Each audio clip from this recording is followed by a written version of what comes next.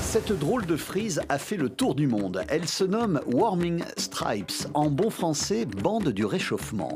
Elle permet d'observer les températures sur la Terre depuis la fin du 19e siècle jusqu'à nos jours et ainsi constater le réchauffement climatique.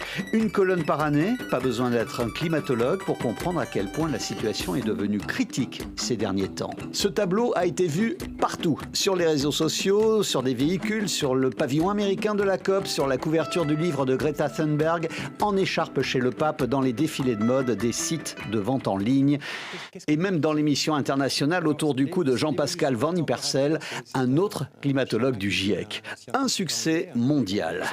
L'inventeur de ce tableau, ce scientifique britannique, n'en revient pas lui-même. J'ai reçu des photos de ces bandes peintes sur des murs dans le monde entier. Les scientifiques n'ont pas l'habitude de voir leur travail représenté de manière aussi visible.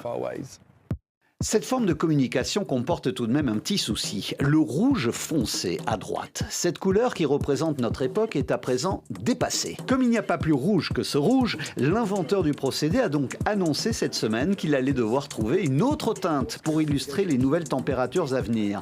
Autre problème, cette frise n'a pas convaincu les décideurs. Peut-être parce qu'elle n'évoque que le réchauffement. Elle ne montre pas toute la réalité du dérèglement climatique. Les tempêtes, les tornades, les précipitations, l'ensemble des événements météos extrêmes de plus en plus intenses. Il y a 2 ans, le film Don't Look Up montrait l'échec de scientifiques qui ne parvenaient pas à convaincre les politiques du danger qui menaçait la Terre. Pour l'instant, je propose qu'on patiente et qu'on avise. Qu'on patiente et qu'on avise. Des inquiétudes répétées à longueur d'interviews, des COP sans résultats suffisants, des milliers d'études scientifiques, des communications plus ou moins efficaces.